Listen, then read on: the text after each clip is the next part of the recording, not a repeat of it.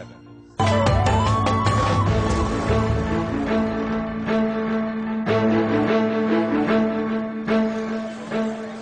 Welcome to Victoria Memorial. This magnificent building made with white marble from Rajasthan was built in the memory of Queen Victoria, who died at the age of 94 in 1901. It was then the Viceroy of India, Lord Curzon, who proposed that a structure be made in her memory, and he proposed that this structure should stand amidst a huge garden with a museum housing artifacts which relate to the British rule in India. Lord Curzon's suggestion for a suitable memorial to the Queen was placed before the public. The Viceroy's appeal for funds drew generous response from the princes and people of India. The entire construction of the monument cost 1 crore 5 lakh rupees and was met from these voluntary subscriptions. The design and plan of the building was done by Sir William Emerson, President of the British Institute of Architects. Emerson's earlier work include the famous Crawford Markets in Mumbai in 1865. Now based in England and approaching 60, he appointed Vincent J. Esch, a generation younger than him, to supervise the work. The work of construction was entrusted to Messrs. Martin & Co. of Calcutta.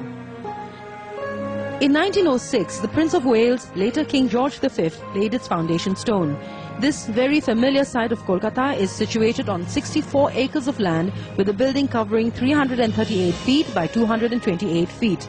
It is 184 feet high up to the base of the figure of victory, which is another 16 feet high. This black bronze angel, known as Victory, holding a bugle in her hand, is placed at the apex of the dome. She weighs 3 tons and is fixed to a pedestal with ball bearings to rotate when the wind speed is high enough. Italian craftsmen sculpted this statue, as also the various statues that adorn the large garden of the monument. Hundreds of visitors come to spend their day here to admire the building and enjoy its beautiful gardens. Vendors, guides and buggy rides sets a visit to the memorial apart from any other visit to historic sites in the city. Although a little bumpy, the buggy ride is fun and a good vantage to get to see the Victoria Memorial splendid in the afternoon sun.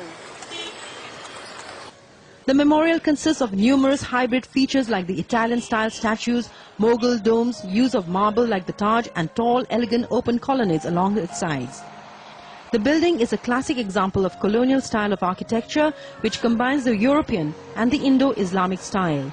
But the similarity with the Taj goes beyond the details.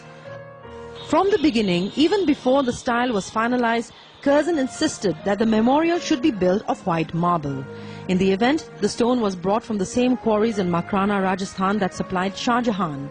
The great dome, clustered with 4 subsidiary octagonal dome chhatris, the high portals, the terrace and the domed corner towers all bear resemblance to the Taj. There is even some similarity in its function. Like Shah Jahan, Curzon conceived the building as a memorial to an empress and as a powerful visual statement. This memorial is the largest repository in India for a visual history of Kolkata. It also has a major collection of paintings and sculptures and manuscripts from the British period. A less desired similarity with the Taj Mahal was the length of time it took to build. Building operations on the memorial, conceived in 1901, got off to a slow start and had not even begun properly by the time Lord Curzon left India in 1905. It was subjected to further delay, with Curzon's successors less enthusiastic for this inherited scheme and the lengthy tests made on its foundations. Events of time also affected Curzon's stamp of the empire, leaving it high and dry in a provincial city even before it was completed. Following laying of the foundation stone in 1906 as Prince of Wales, in January of 1912, he later visited the work in progress as King George V. In the preceding month, in December of 1911, the royal visitor had been crowned as emperor in Delhi, and in his speech on that occasion he had announced the transfer of the capital to Delhi. Curzon had not foreseen this move, and it is said that he much lamented it. The work continued, but it was not until December 1921 that another Prince of Wales, who later became Duke of Windsor, came formally to inaugurate it. Some people say the strange combination of classical European architecture and Mughal influence was an unhappy attempt on the part of the British to build a better Taj Mahal. But this building, if you look at it closely, is still beautiful and unique. So if you want it to be included in the list of the 7 wonders of India, go ahead and vote for the Victoria Memorial.